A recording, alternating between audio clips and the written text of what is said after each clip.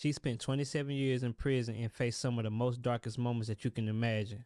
Today, she's going to share with us one of the most traumatizing experiences that she had behind bars. A story of being falsely accused, set up, and fighting to stay strong in the face of danger. Now, I'm not going to hold y'all too long because I know how short y'all attention span is. So what I need y'all to do for me is like this video, subscribe to the channel, and when you get done watching the video, comment down below on what you think about this situation. That's it. Now let's dive right into it.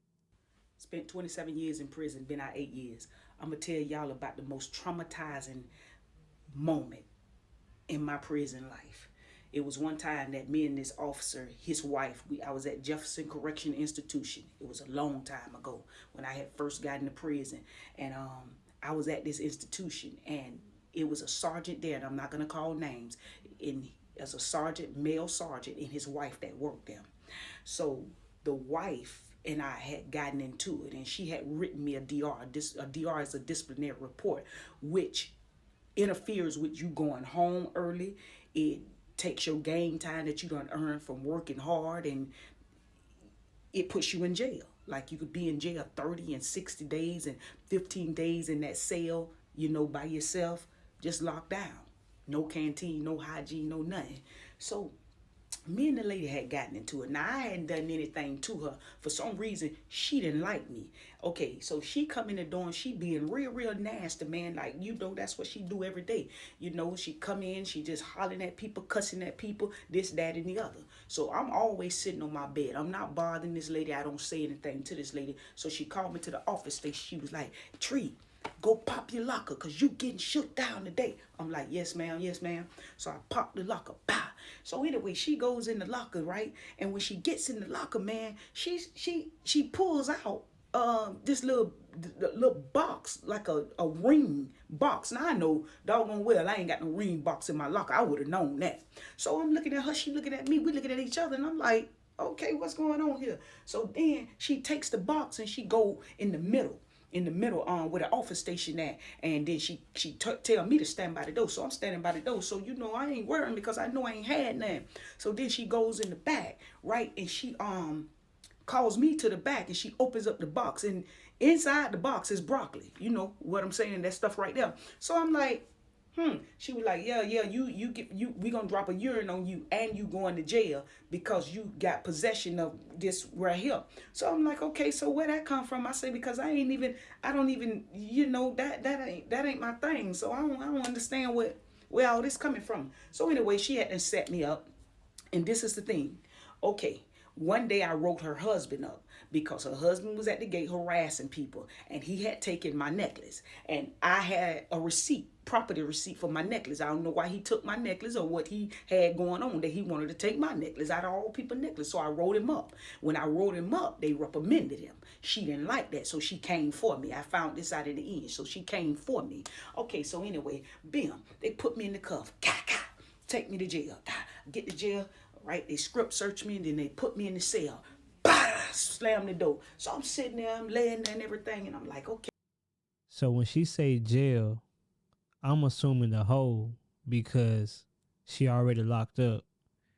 And when you catch a violation in prison, they take you to the hole for a certain amount of time. It could be 30 days, 60 days, 6 months, up to a year. So I'm thinking she meaning the hole. Okay, so anyway, I wrote a request and I asked to see the inspector. So the inspector came, so I ran it down to the inspector. I say, hey man, listen, man, ship me from the compound because, hey, I'm tired of, this lady writing me up, because this was like her second time writing me up, man. Now the first time I was kind of off my bed for count, but that was petty, but she still wrote me up. So anyway, I talked with the inspector and everything because I wanted to put somebody up on this situation, because I already know it was finna try to be some foul play, because at Jefferson they was unaliving them inmates, coming in the cell talking about the inmates done, did this right here, and it wasn't true. They was going in there unaliving them inmates because that's how they was getting down in Jefferson. So anyway, so bam, I wrote her up so good, man, so they went back, they backtracked, they found out that she did set me up. But anyway, they fired her from doing it. They found out, they pulled cameras, and they watched the cameras, and they watched how she went in and did what she did. See, she didn't think them cameras was working, that they were supposed to be working. But the inspector had some type of way. He zoomed in and he saw her do it.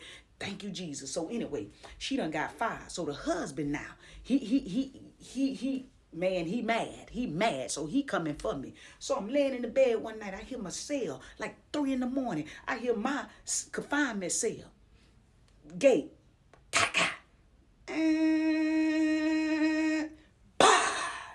And and when they hit the back, it had opened. So I'm laying in the bed like this. So I look.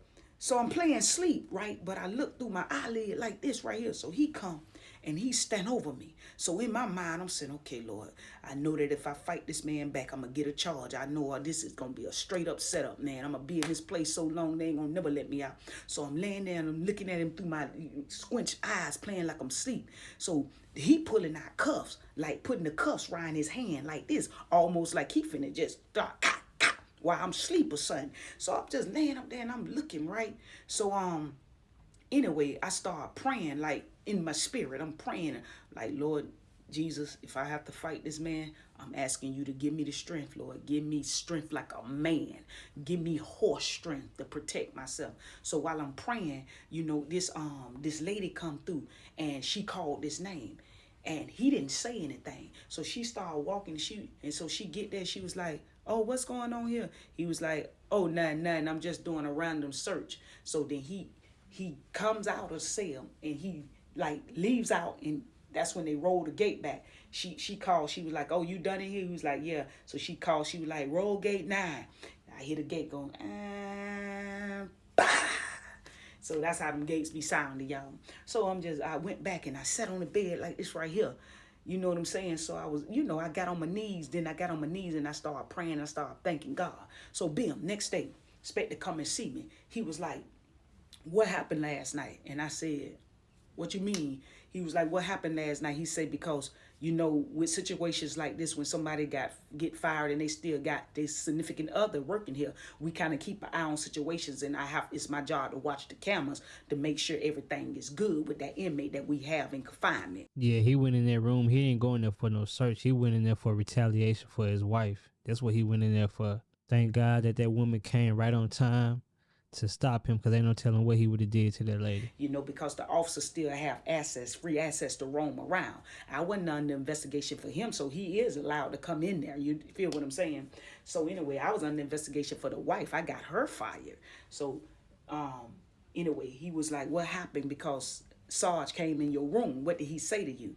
And I was like, oh man, I didn't even know they caught that. So he started talking to me about it. I said, man, I don't know what was going on. I said, but listen, I just want to put this out here, that if that ever happened again, I'm not just going to lay there, man. I'm going to get up and I'm going to protect myself. I say I was scared because I was stuck between a rock and a hard place. I say I wasn't scared of what he can do.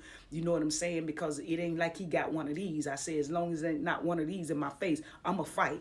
You know what I'm saying? But I say the thing is, what scared me is that, I may have 20-some years, but I want to go home someday. I got dreams, man. I have big aspirations for myself. I see myself doing good in life. So I don't want to be stuck in here the rest of my life by fighting with one of them and getting another charge on top of the charge that I have and get more time. I say, and that kind of put me between a rock and a hard place. I'm looking at him like I'm not just going to lay here and let him do this to me.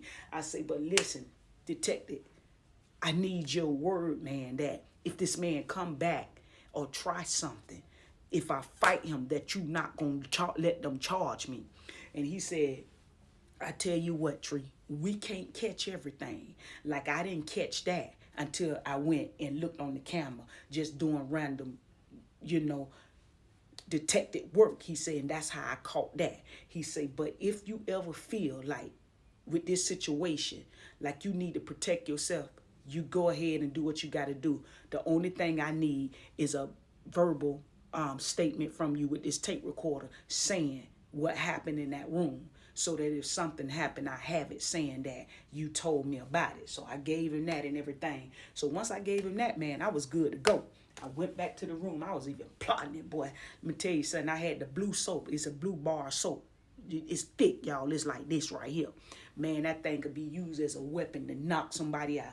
I had the blue bar soap, and I had like 4 or 5 of them in a sock. Had the sock rolled up on my hand real good, y'all. Laying in my bed like this with the sock, ready to go.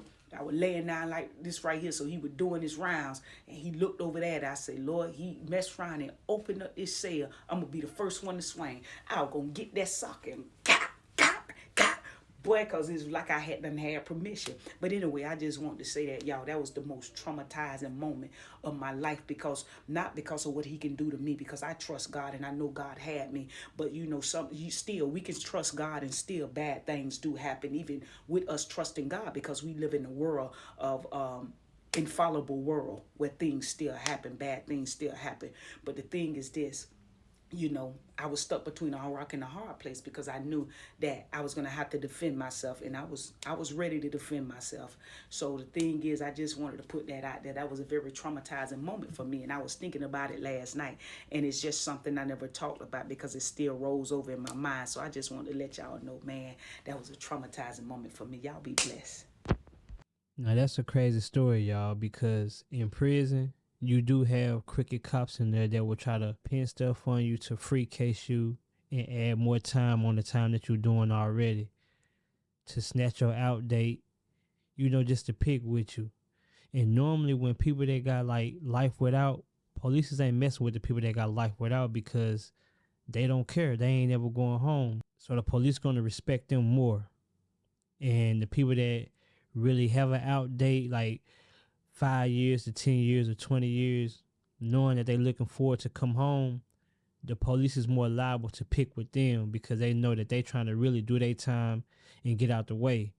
So the police will try to abuse their authority to people like that. So I feel it when she went to the warden or whoever the higher up, the chief or whatever, to tell him about what happened, so she can be in the safe zone if anything was to transpire. But yeah, shout out to Trees Walk. Go check out her YouTube channel. It's Trees Walk. And yeah, man, this lady did 27 years. I'm glad she made it home. She been home 8 years. She living and walking by faith. So I know she a hell of a strong woman for doing 27 years. I only did 2 years, so 27 years, that is crazy. You gotta have some type of mental power, strength about yourself for real. So shout out to her. Make sure y'all go subscribe to her channel. Check her out. Drop y'all thoughts and opinions in the comments and let me know how y'all feel about this situation. Until next time.